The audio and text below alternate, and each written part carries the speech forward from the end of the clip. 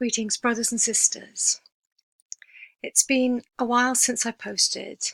I really miss being in touch with you all, but I won't post unless the Lord gives me something. I believe He has used me as a minute hand on His clock, starting with the Gentile church, the time for which is now up, and He is now turning His attention to the Jews, His beloved. And we are on the cusp of Daniel's 70th week. We can see this in these following scriptures. 70 weeks are determined for your people and for your holy city. Until Messiah the Prince, there shall be 7 weeks and 72 weeks, i.e. 69 weeks. Then he, the Antichrist, shall confirm a covenant with many for 1 week. Daniel 9. And you can see that the angel is speaking to Daniel, and he says, your people. So Daniel was a Jew. He was speaking regarding the Jewish people. So there were 69 weeks until Messiah. And then there's a period, there's a pause. And then it says, the Antichrist shall confirm a covenant with many for 1 week.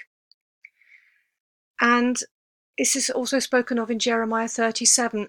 Alas, for that day is great, so that none is like it. It is even the time of Jacob's trouble, Jacob, the Jewish people, but he shall be saved out of it.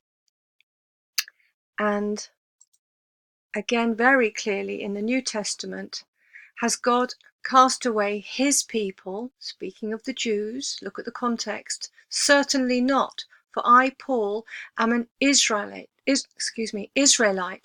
of the seed of Abraham, of the tribe of Benjamin.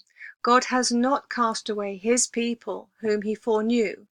Have they stumbled that they should fall? Certainly not, but through their fall to provoke them to jealousy. Salvation has come to the Gentiles, i.e. those of us who are not originally his people.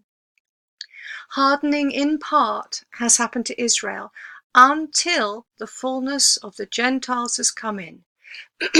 And the time of the Gentiles is now up, pretty much, apart from the last few, which we hope still to squeeze through the gates. And so all Israel will be saved. This is Romans 11. And this is all referring back to what was spoken to Daniel in chapter 9 by the angel.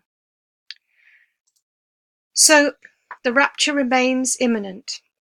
I have never date set, but my dreams have been marked with a strong urgency. If after 6,000 years of time we are within days, weeks, months of the rapture, it's hardly surprising from God's perspective that he's making his message urgent. Especially as the bride in large part has not made herself ready according to what the Lord has shown me and what I have shared, therefore, in my previous videos. My most recent messages were about the sudden appearance of the Antichrist and the turning of the millstone, indicating the sudden rapture, leaving many behind. I don't know what this means in terms of earthly timing. For me, it felt imminent then and very urgent, so it must be even closer now. I mentioned that it may represent a spiritual harvest rather than coinciding with any particular earthly harvest season, i.e. when all who are serious about being ready are ready. Then he will come and snatch us away. As with the parable of the faithful and the evil servants, we must and should be ready for him at any time. And if we truly love him, why wouldn't we? Be ready. Please be ready. And while you wait, please be useful. As Paul exhorts Timothy, be you watchful in all things, endure afflictions, do the work of an evangelist, fulfill your ministry.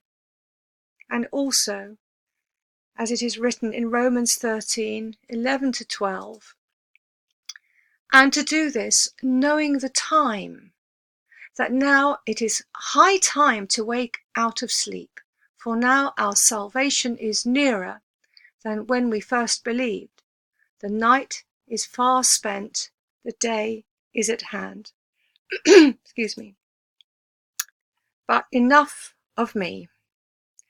The reason I'm coming on today is because my husband received the very powerful word from the Lord that I have just shown you.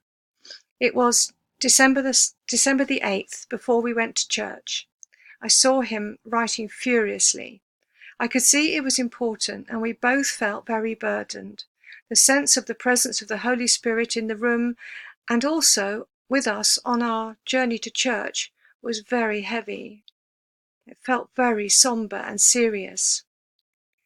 My husband said that the Lord gave him the message one word at a time, and that is how he took it down. And just as he got to the end, his pen ran out. I do hope you watched it and read it, and will take this word to yourself, share it with others too who need a sobering wake-up call. Go back to the beginning and watch it again if necessary. The Lord is not willing that any should be lost, but that all should come to the knowledge and salvation through Christ.